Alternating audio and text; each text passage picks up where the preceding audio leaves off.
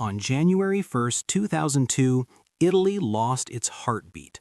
For over a century, the lira wasn't just money, it was a colorful, chaotic, and beautiful reflection of the Italian soul. One day you were a millionaire buying a Vespa, and the next your pockets were filled with the clinical, silent notes of the euro. But as we move into 2026, many are asking, did we lose more than just a currency? Today, we travel through 80 years of Italian history, from the ashes of war to the digital future.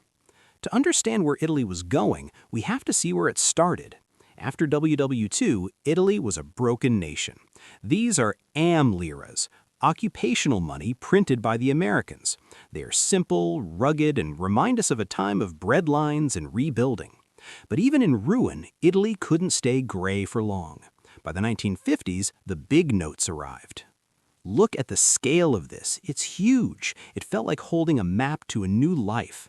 This note powered the economic miracle of the 50s. This is where Italy left the rest of the world behind. While the US dollar looked the same for decades, Italian banknotes became a rotating art gallery. In the 60s and 70s, the lira became a tribute to the Renaissance. Take the 1,000 lira. It changed from the composer Giuseppe Verdi to the educator Maria Montessori. Why? Because Italy wanted to show that its true wealth wasn't gold, it was culture. And then there was the 500,000 lira note. This is the Holy Grail. In the 90s, holding one of these made you feel like royalty. It was one of the highest value notes in Europe. It was the peak of Italian printing, and it was almost the end. In 2002, the color drained out of Italy's wallets. The lira was replaced by the euro. No more poets, no more painters, just bridges and windows to represent a united Europe. It was stable, yes, it was strong, but for many Italians, it felt cold. It felt like a piece of their identity had been traded for a calculator.